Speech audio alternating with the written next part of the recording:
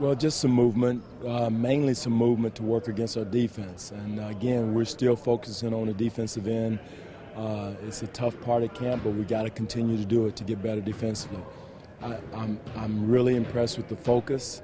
It's a work in progress defensively, but really excited about the focus that we're given, and that's all we can ask right now.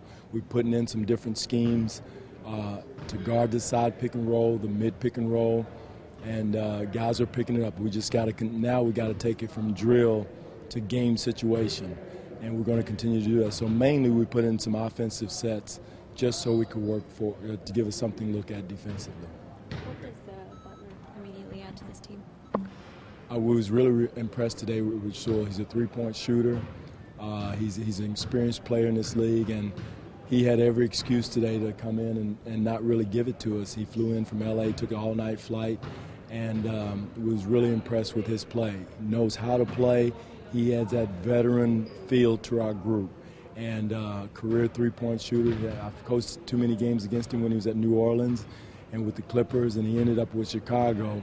But really loved his condition today, and I think he's going to be a good addition to us as far as his shooting is concerned. And again, defensively, I was just as impressed because he knew where to be, knew how to rotate, so we was impressed with him from that standpoint. How about the fact that he is older, and it's a very young team, and you're going to need some old guys? Doug, that's one of the main reasons why the next, whoever else we bring in is going to have some experience in the league, because what we want to do is put veteran players, veteran leadership around Andrea, DeMar, and James and our young guys. So that is going to be a huge part, and we saw it again today, the experience that Rasul brought, and I can't say enough about Jamal. Jamal has brought an air of confidence, an air of big brother approach to our players, and our guys are responding to it. When he says something, everybody listens, and we have nothing but respect for him. And again, I just want him to hang in there and stay with it. But he's going to help us in so many ways, and so are the other guys we're going to bring in and with some experience in the league. You were talking yesterday about you weren't sure how the bodies were going to hold up after the first practice. What did you see today after recovering? They bounced back. They bounced back, Ryan. We're only going one today, so we really was impressed as far as with the guys not being sore. That told us one thing, that they were in good condition to come in, so we were happy with that. There's nobody really sore. Amir had a little soreness in his ankle.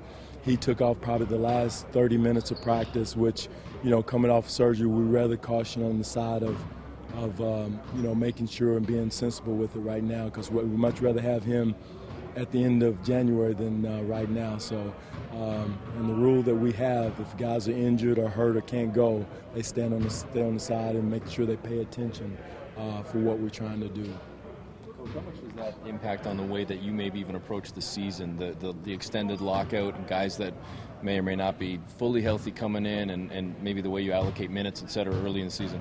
Well, there's enough minutes for everybody, and that's the beauty of having a roster that we're trying to develop and build with.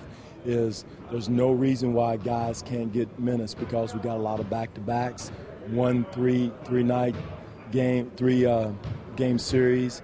So there's going to be a lot of minutes to go around. We may have a situation where a guy would play one night, next night take minutes off or whatever, and rotate him that way. So we're going to find a rotation that helps our team develop, also a rotation that fits our needs.